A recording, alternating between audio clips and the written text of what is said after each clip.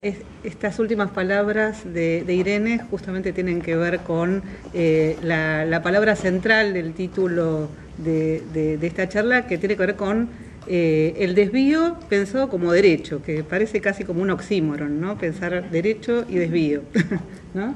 Y si doblamos por acá, el derecho al desvío. Bueno, estamos acá justamente convocadas y convocados por Abuela, y su constante e inspiradora preocupación por la educación en relación con los derechos humanos, en estos días que se cumplen 30 años de la Convención sobre los Derechos del Niño. Es probable que quienes nos encontramos hoy para conversar nos reconocemos como mediadoras y mediadores sensibles, preocupades. Esto también es un desvío que considero saludable, que tiene que ver con lo que nos pasa en la lengua que hablamos en relación con el lenguaje que algunos llaman inclusivo, ¿no? A mí esa inestabilidad, esa incertidumbre me parece sumamente habilitadora, es un desvío casi necesario. Ya creo que nadie, en mi caso ya no soy la misma cuando leo, cuando escribo, y me siento orgullosa de eso, ¿no? De mi incertidumbre, de mi inestabilidad. Así que me van a escuchar variando seguramente los modos de nombrar el género en la lengua, ¿no? Los géneros.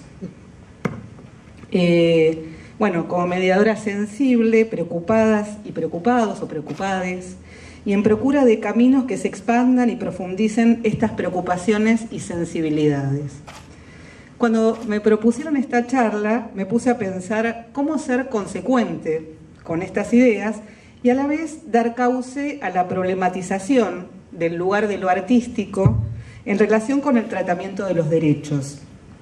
En particular, en la literatura infantil como objeto estético que se enseña en aulas, bibliotecas y en otros ámbitos de educación formal y no formal.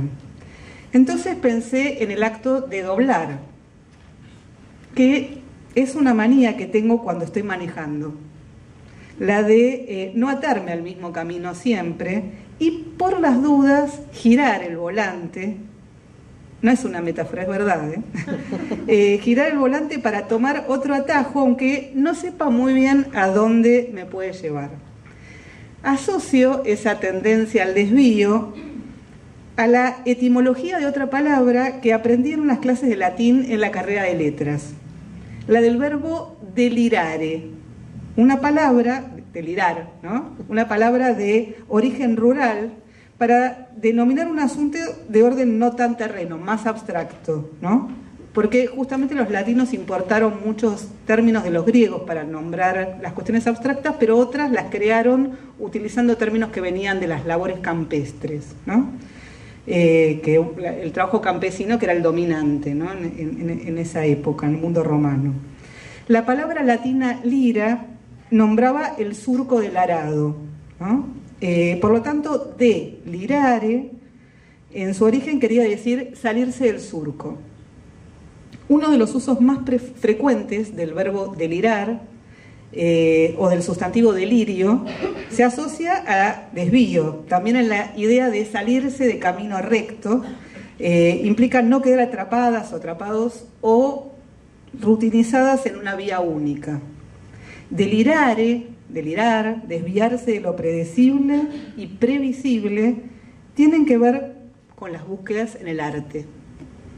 Lo estético, las distintas modalidades de lo que se considera bello o su puesta en discusión, según diversos contextos y posicionamientos artísticos, supone salir de atrapamientos, de corrales, invitar a lo inesperado, tal como dice el filósofo italiano Bifo Berardi, al referirse a la belleza usando otro verbo afín a desviar y delirar, ¿no? Que sería descarrilar.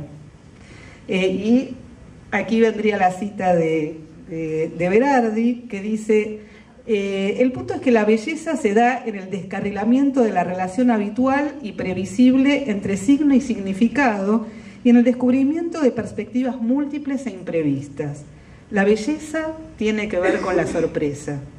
La simetría y disimetría son simples modalidades de la configuración de los signos, mientras que el valor estético depende de la improbabilidad, la imprevisibilidad y la extrañeza, de un distanciamiento del orden de lo predecible. Lo dice en un libro que se llama Fenomenología del Fin, ¿no?, que habla de las mutaciones de la sensibilidad en la época contemporánea, que está editado en caja negra. La idea de sorprender, ¿no?, habla de la relación entre sorpresa y belleza, ¿no?, sorpresa y arte. O sea, no ratificar lo conocido, sino proponer lo inesperado, es una de las formas en que el arte se manifiesta. La literatura infantil, como parte del arte, y en su relación fundamental con el juego, también tiene que ver con la sorpresa, de maneras múltiples. La sorpresa, en el vínculo que implica la comunicación estética, puede devenir en un voto de confianza sobre la posibilidad de co-construir sentidos. Supone no agotar los sentidos de antemano, o sea, dejar picando la significación. Los textos que utilizan los lenguajes del arte, pero dicen de antemano lo que hay que pensar, ahogan la posibilidad de la construcción compartida de sentidos. El arte, por el contrario, se resiste a la subordinación a fines externos, que no dejan margen justamente para aquello que sorprende. Esto no significa que el arte se vuelva sobre sí mismo en forma autocomplaciente, como reflejándose en los espejos de una torre de marfil. Así lo piensa y dice Jorge La Rosa, el filósofo de la educación catalán, en su texto La novela pedagógica, ¿no?, que está incluido en el libro Pedagogía profana. La literatura que tiene el poder de cambiar no es aquella que se dirige directamente al lector diciéndole cómo tiene que ver el mundo, ni la que le dicta cómo debe interpretarse a sí mismo y a sus propias acciones, pero tampoco es la que renuncia al mundo y a la vida de los hombres y se dobla sobre sí misma. Se plantean así dos posicionamientos frente a la comunicación artística: la que hace pensar y la que transmite lo ya pensado en forma unilateral. Según La Rosa, en ese poderoso texto que realmente recomiendo mucho, porque para el tema de tanto del análisis de la propia literatura infantil o de la literatura en general, como de las mediaciones, es un texto de mucha riqueza, aunque él no lo pensó en relación con la literatura, sino con la educación, ¿no? Pero toma un montón de ejemplos literarios muy potentes y utiliza mucho la teoría literaria también, ¿no? En este poderoso texto, que es muy, muy rico para pensar sobre el desvío en relación con la producción y mediación de lenguajes artísticos, el arte implica la transmisión de saberes o ideas desde una posición no dogmática. No impone verdades absolutas, unilaterales, eso estaría en las antípodas de lo artístico. Comunica, pero sin pretender cerrar la verdad y reducir las interpretaciones a un significado doctrinario y unívoco. Se aleja de todo congelamiento del sentido. Se opone a la transmisión de verdades monológicas sabidas de antemano. No es antimoral, sino que se opone al conformismo y autosatisfacción de los que se creen poseedores de una supuesta buena moral. Un género que viene de lejos en la historia de la transmisión de verdades que se piensan como buenas de antemano es la famosa fábula, ¿no? Si bien hoy no tiene tan buena prensa, ¿no?, por la evidencia de la moralización que se explicita en la moraleja, observamos que los mecanismos constructivos e ideológicos de la fábula se ayornan de diversos modos y con más o menos maquillaje pueden aparecer en otros géneros y en diversos modos de construir ficciones en una parte considerable de la literatura que se comparte con las infancias. Una manera de doblar y no quedar capturadas y capturados en el camino sin bifurcaciones propuesto por este género, que atraviesa la historia de la humanidad hasta nuestros días, es el que propone Augusto Monterroso en un texto que podríamos pensar como antifábula, por su carácter paródico, subversivo de la intencionalidad propia del género. Para subvertir ese orden, toma varias de sus marcas características, ¿no? Que son animales arquetípicos, ¿no? Como sabemos, conductas tipificadas, búsqueda de un fin o una teología, ¿no? Bueno, y otras. Así que vamos a leer un texto, una de esas fábulas de Monterroso, que se llama El búho que quería salvar a la humanidad. Este es Masao Yamamoto. Después digo quiénes son, porque las fotos tienen que ver con el arte, ¿no? Entonces, con el arte visual, y después voy a nombrar a los autores de las fotos que incluí en este PowerPoint. En este caso se trata del fotógrafo japonés Masao Yamamoto. Bueno, el búho que quería salvar a la humanidad. En lo más intrincado de la selva existió en tiempos lejanos un búho que empezó a preocuparse por los demás. En consecuencia, se dio a meditar sobre las evidentes maldades que hacía el león con su poder, sobre la debilidad de la hormiga, que era aplastada todos los días, tal vez cuando más ocupada se hallaba, sobre la risa de la hiena, que nunca venía al caso, sobre la paloma, que se queja del aire que la sostiene en su vuelo, sobre la araña, que atrapa a la mosca, y sobre la mosca, que con toda su inteligencia se deja atrapar por la araña, y en fin, sobre todos los defectos que hacían desgraciada a la humanidad, y se puso a pensar en la manera de remediarlos. Pronto adquirió la costumbre de desvelarse y de salir a la calle a observar cómo se conducía la gente, y se fue llenando de conocimientos científicos y psicológicos que poco a poco iba ordenando en su pensamiento y en una pequeña libreta. De modo que algunos años después se le desarrolló una gran facilidad para clasificar, y sabía a ciencia cierta cuándo el león iba a rugir y cuándo la hiena se iba a reír, y lo que iba a hacer el ratón de campo cuando visitara al de la ciudad, y lo que haría el perro que traía una torta en la boca cuando viera reflejado en el agua el rostro de un perro que traía una torta en la boca, y el cuervo cuando le decían qué bonito cantaba. Y así concluía: si el león no hiciera lo que hace, sino lo que hace el caballo, y el caballo no hiciera lo que hace, sino lo que hace el león, y si la boa no hiciera lo que hace, sino lo que hace el ternero, y el ternero no hiciera lo que hace, sino lo que hace la boa, y así hasta el infinito, la humanidad se salvaría, dado que todos vivirían en paz y la guerra volvería a ser como en los tiempos en que no había guerra. Pero los otros animales no apreciaban los esfuerzos del búho, por sabio que éste supusiera que lo suponían. Antes bien, pensaba que era tonto, no se daban cuenta de la profundidad de su pensamiento y seguían comiéndose unos a otros, menos el búho, que no era comido por nadie, ni se comía nunca a nadie. Recomiendo mucho las fábulas de Monterroso, ¿no? La oveja negra y otras fábulas, hay distintas compilaciones, ¿no? Bueno, yo decía que la podríamos llamar una antifábula, ¿no? ¿Por qué considerarla una antifábula, ¿no? Toma el esquema de la fábula en aquellos elementos que habíamos nombrado antes, ¿no? Pero no deriva en una moral considerada de antemano como única, sino que invita a ponerla en crisis, la vuelve dilemática. Desde la matriz de un género que históricamente tuvo y tiene una impronta didáctico-moralizante, el texto ironiza sobre la imposibilidad de salvar a la humanidad que quiso emprender un animal, que justamente es el búho, que simboliza la sabiduría.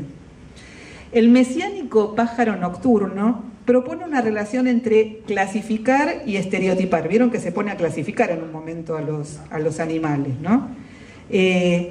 Los clasifica según sus características y después intenta desviarse, en un desvío que no le sale bien.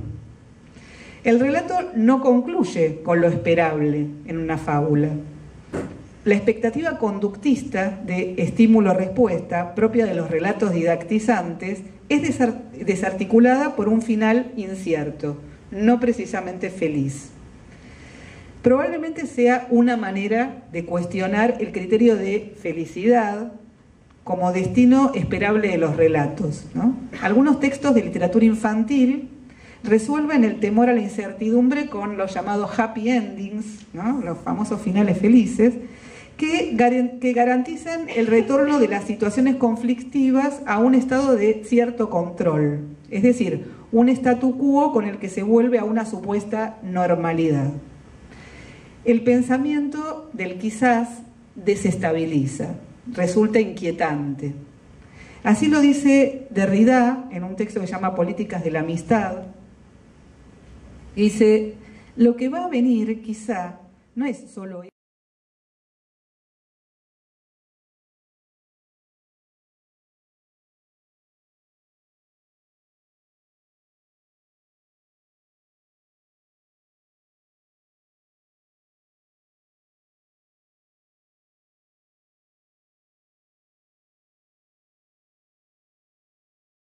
pero no certezas absolutas, ¿no? Por eso me gusta tanto las fotos que plantean la idea de un instante preciso, ¿no? Porque implican imaginar una narración, ¿no? Preguntarnos de dónde viene esta historia, hacia dónde va, ¿no? ¿Quién sabe? ¿No? Y el quién sabe lo podemos conversar entre todas y todos. Muchos de los finales de los libros álbum de Isol frecuentemente sacuden por su ambigüedad, ¿no? Estábamos hablando justamente de los finales disruptivos, ¿no? Por la aceptación por parte de los protagonistas de situaciones que suelen considerarse inadecuadas, desde perspectivas reacias a lo desafiante, ¿no? Bueno, por ejemplo, El Globo, ¿no? O La Bella Griselda, o Imposible. Son algunos de los libros que plantean este tipo de finales que rompen con la complacencia, ¿no? O con la tranquilidad. El desvío de la mirada más complaciente sobre las formas de concluir un relato invita a repensar acerca del cómo de estas ficciones de Isol, que trastocan relaciones de poder en el vínculo materno-filial o visitar también lúdicamente la falibilidad de madres y padres en ficciones que tematizan la vida cotidiana, ¿no? Que es el caso de Imposible, no sé si lo han visto, que es el último de ella. La atención puesta en el cómo nos lleva a no quedármonos solo con lo temático y entonces reducir la potencia rupturista de la propuesta estética centrándonos en el tema, ¿no? Y adjetivándolo como difícil o perturbador, ¿no? Como si la audacia de un texto se limitara a eso, a tratar temas difíciles, o algunos lo llaman perturbadores, ¿no? En ciertas lecturas del campo de la literatura infantil que tienen bastante influencia, ¿no? Como que un texto es audaz solamente porque trata un tema difícil. Después lo vamos a profundizar. Es posible y enriquecedor, por ejemplo, enfocar en el uso de la metáfora como uno de los procedimientos principales del desvío en estos libros. La metáfora implica un traslado entre sentidos, un viaje de un sentido a otro. En el caso del globo, una mamá gritona que es metamorfoseada en globo, ¿no? Eso es una metáfora visual, ¿no? Y no solo. Un enunciado como perder la cabeza, que no es solo un decir y que como metáfora muerta tomada al pie de la letra, activa acontecimientos donde ruedan cabezas, ¿no? En el caso de La Bella Griselda. Una transmutación sacudidora, contada desde una perspectiva adulta extrañada, en el caso de Imposible, donde también es interesante justamente el tema desde dónde se miran los hechos, ¿no? Mientras en los otros, sobre todo en El Globo, la mirada es desde una perspectiva infantil, ¿no? La lógica metafórica es la de la imaginación, ¿no? Que expande los mundos posibles, supone un desvío con respecto a lo conocido y a los preconceptos de diverso tipo, que cuando los miramos de otro lado amplifican las visiones de mundo y enriquecen el pensamiento crítico. Ahora vamos a ver otro libro un libro de imágenes, lo vamos a ver completo, un libro de imágenes que es este, que quizás algunos de ustedes lo conocen, que es de Mandana Sadat, una ilustradora iraní de origen, es iraní pero vive en París, ¿no? Bueno, ya desde el título, del otro lado del árbol, propone un desvío justamente hacia la potencia de lo distinto. Así que bueno, lo vamos mostrando.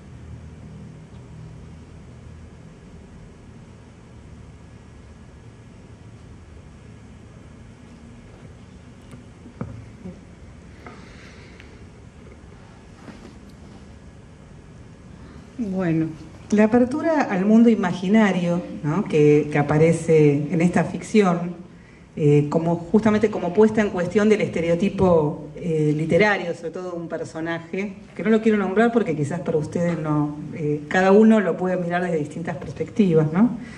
Y justamente el miedo a lo desconocido, que es vencido por medio de una situación de narración oral, un diálogo del contar y el escuchar, en que el ascenso, porque hay una escalera, si había una vez, el ascenso al territorio del juego y del relato ficcional, justamente deviene una ocasión de encuentro entre las dos protagonistas de este libro, ¿no? Si retomamos los ejemplos literarios que vimos hasta ahora, tanto en el texto de Monterroso, que no está escrito para niñas y niños, para la infancia, está escrito para un público indistinto, como en los libros de Isol, que se editan considerando ese público, aunque no solo, nos encontramos con rupturas con respecto a lo que se considera pertinente en el tratamiento de las ficciones que se comparten con el público infantil. Textos que subvierten ciertos valores consensuados como aceptables en construcciones del sentido común y que buscan incomodar con sus estrategias estéticas que se salen de las casillas de lo considerado correcto por miradas reacias a lo desafiante. En el libro álbum de Mandana Sadat, la ausencia casi total de palabras escritas nos invitan a las lectoras y lectores espectadores a ser más conscientes del rol que juegan los signos plásticos e icónicos y el diseño gráfico para la construcción de posibles sentidos.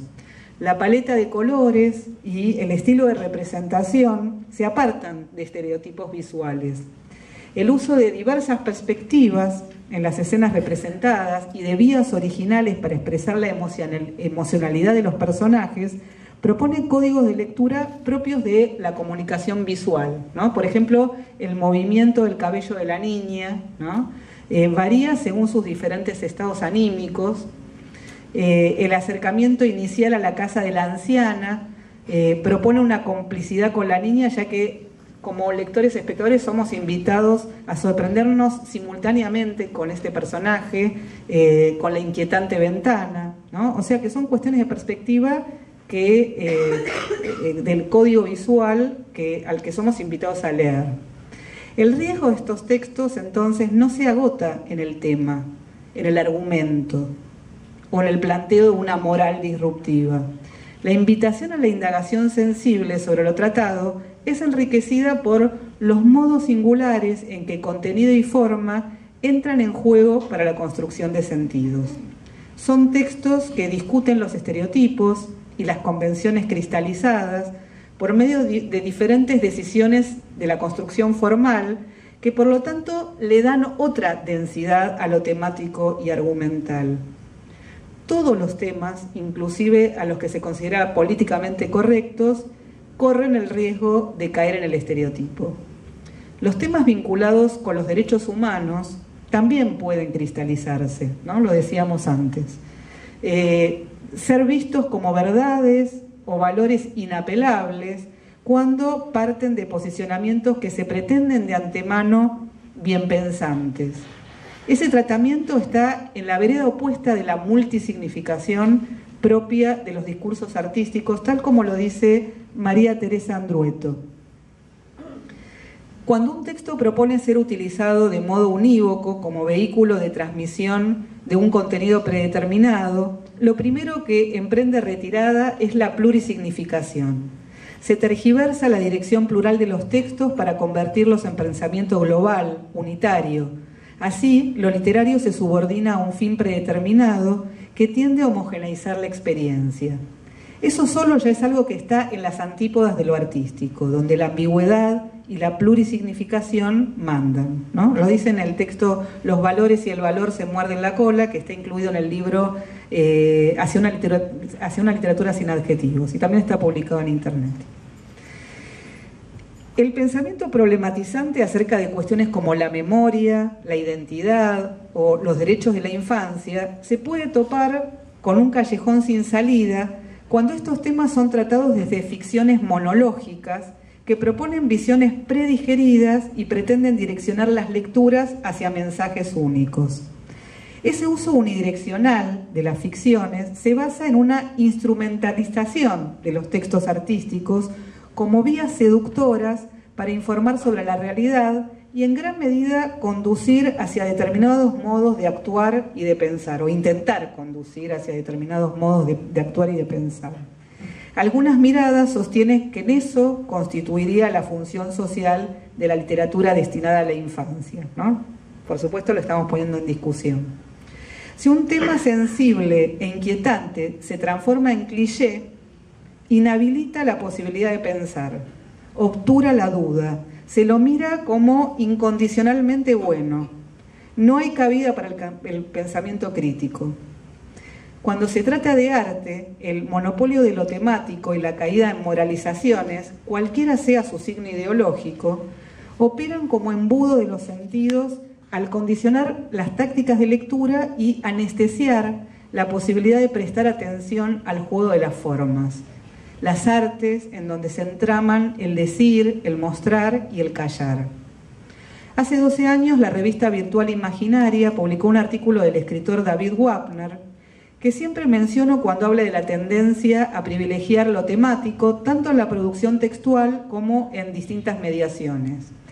Para ejemplificar, el autor inventó fragmentos de obras, autores y editoriales ficticias como sugestiva y delicada manera de poner el acento en la mirada crítica sobre el problema y no en el escrache de textos y autorías, ¿no? Me pareció una sabia manera de hacerlo.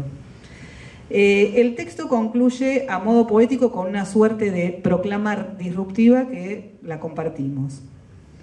Un tema fuerte, un tema doloroso, un tema difícil, un tema duro, un tema maduro, un tema que es un golpe, un tema que es una bomba, un tema que arde, un tema que pica, un tema perturbador, un tema turbador, un tema renovador, un tema comprometido.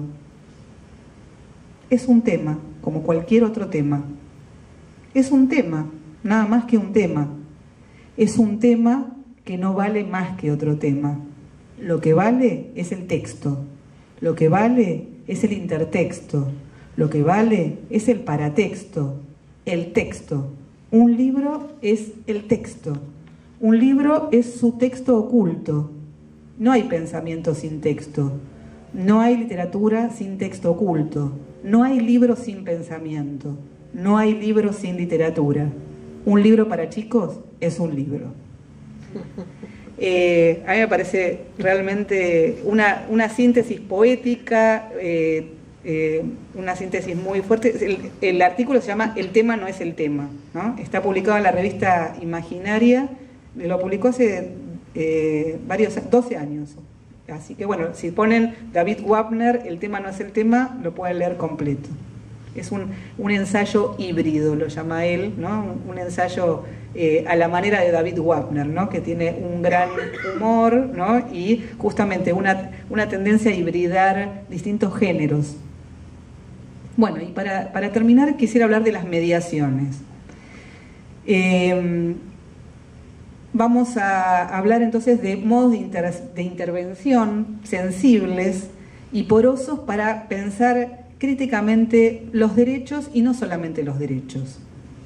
Esta imagen es de Pentti Samalati, se llama el fotógrafo, ¿no? Me gusta mucho porque tiene que ver con una manera de conversar, ¿no? De seres distintos. Lo monológico y lo dogmático no solo se puede observar por medio de marcas inscritas en determinados textos, sino que, como señala La Rosa en el texto que comentamos antes, puede ser un efecto de lectura.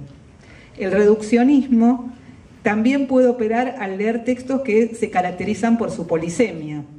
Esto puede suceder cuando se proponen modos de intervención que apuntan a ratificar ideas pensadas de antemano y en forma unilateral como válidas.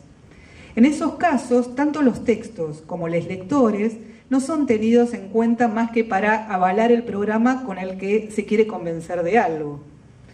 Leer pesquisando un tema o un mensaje, proponer guías o preguntas de lectura que conducen a respuestas predigeridas, celebrar acríticamente algunos símbolos o ideas sin registrar cómo lesotres los reciben y entienden, suelen ser estrategias que ahogan la posibilidad de interrogarnos desde miradas múltiples.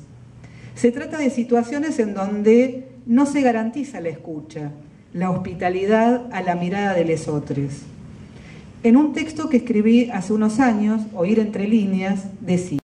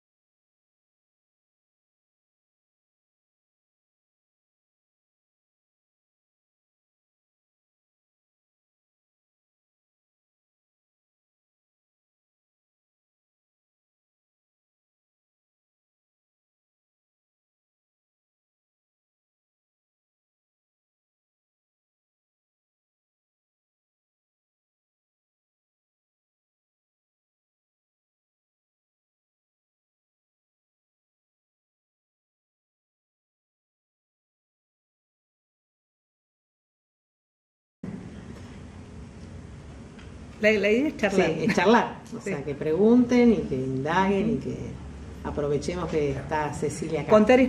Charlar, sí. Puede ser también contar experiencias, con textos, con mediaciones, con eso, ¿no? Digo para abrir el juego, para encender el fueguito de la charla.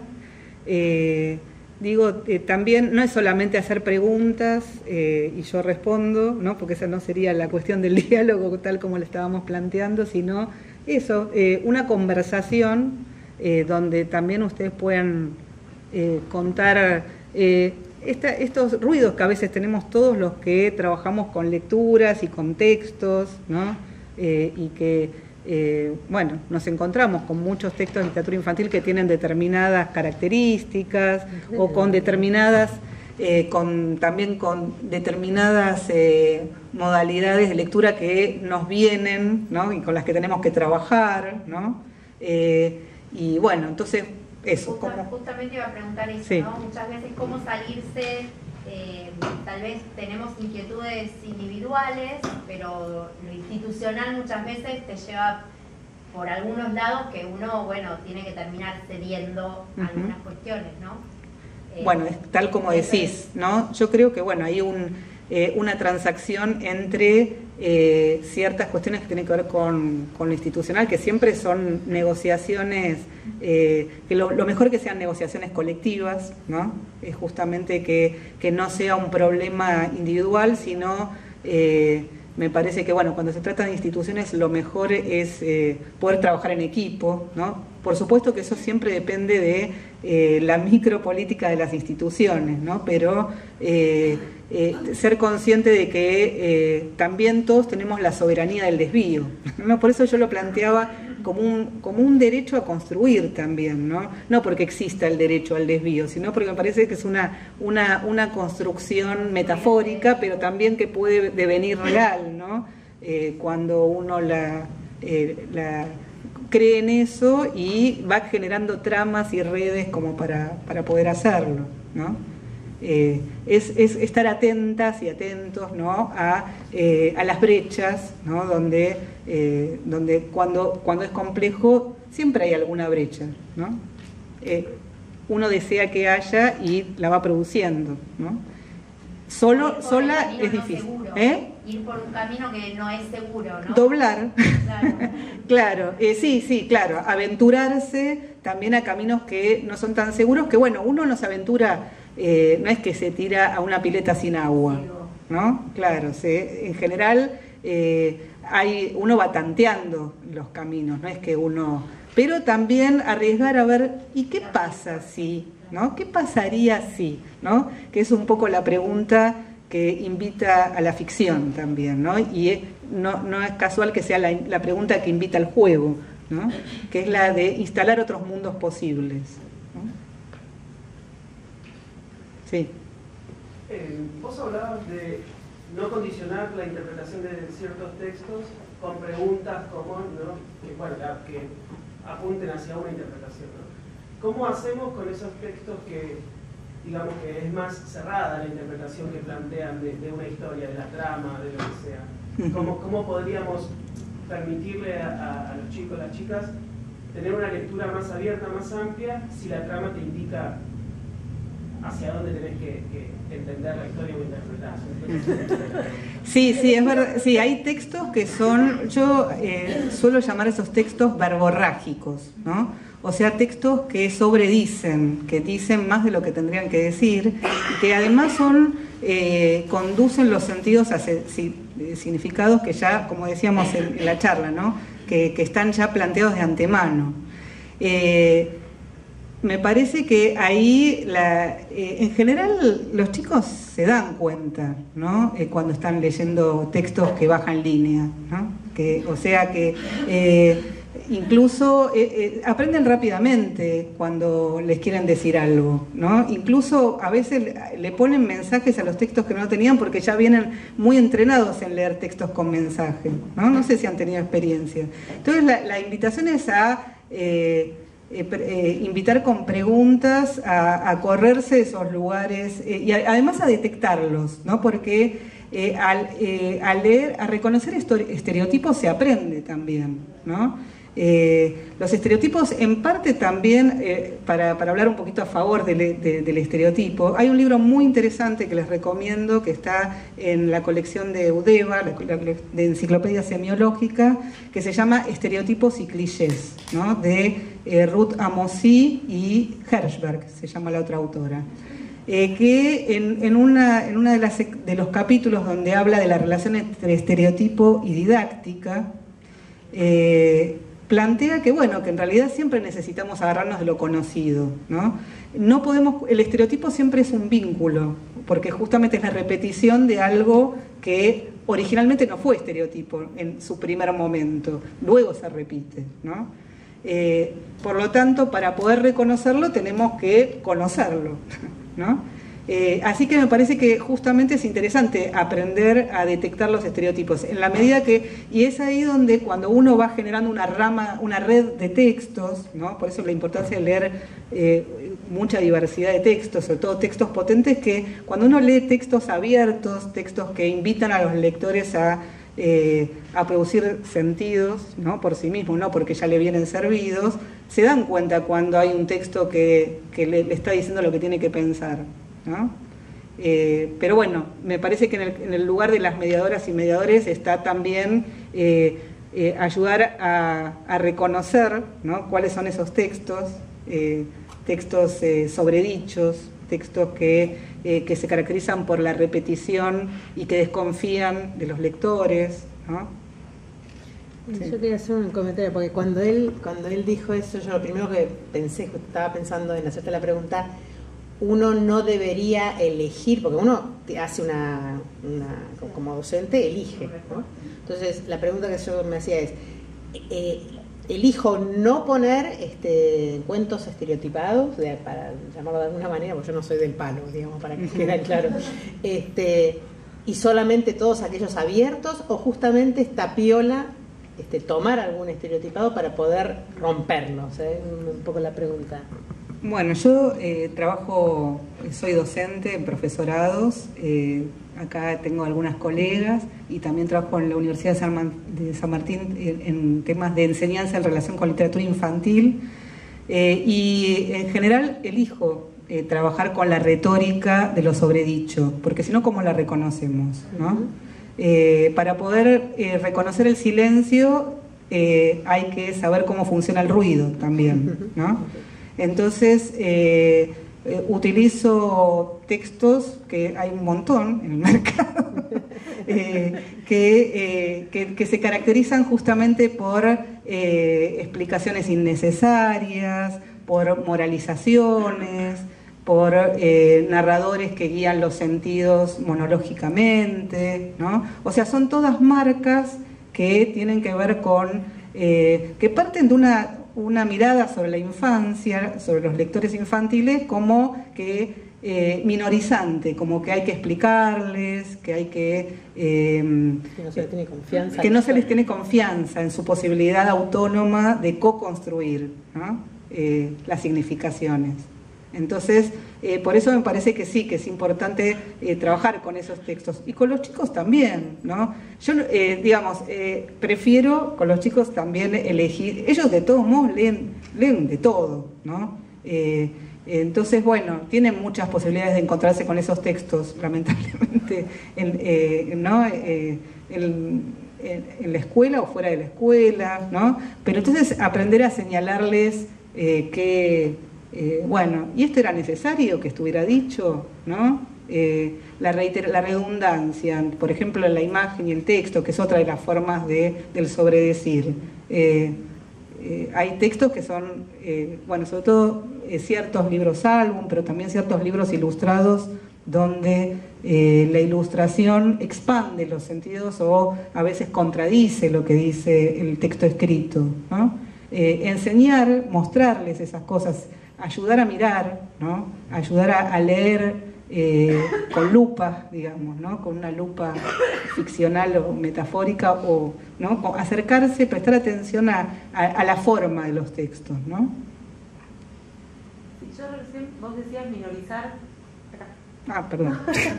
No, estaba pensando en esto de minorizamos a las niñas, pero muchas veces somos los docentes los que nos sentimos minorizados en esa selección, o yo no sé si voy a poder y qué voy a hacer si el texto me supera. ¿Cómo manejarías o qué le podríamos decir a los estudiantes que por ahí se sienten inseguros? Si voy a elegir bien, mirá, si dijo Cecilia Bayur que no hay que elegir textos que digan, está buenísimo, pero yo siento que no voy a poder.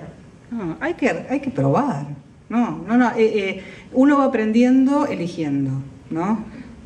Así que yo no soy antidogmática, así que no voy a decir esta es la posta, ¿no? Me parece que lo que uno aprende a elegir y aprende sobre teorías y va elaborando sus propias teorías, por un lado en diálogo con otras teorías, ¿no? Pero también probando, ¿no? Probando y viendo en los textos mismos, sobre todo en los textos, desde los textos mismos, porque muchas veces confiamos en los discursos que leímos acerca de los textos, ¿no? Y creo que lo importante es leer mucho, confrontar, cotejar, constatar, estar informados, ¿no? Y ahí van surgiendo las posibilidades de, bueno, estos son textos más potentes, ¿no? O estos textos son interesantes justamente para hacer una crítica de cómo funciona el estereotipo, ¿no?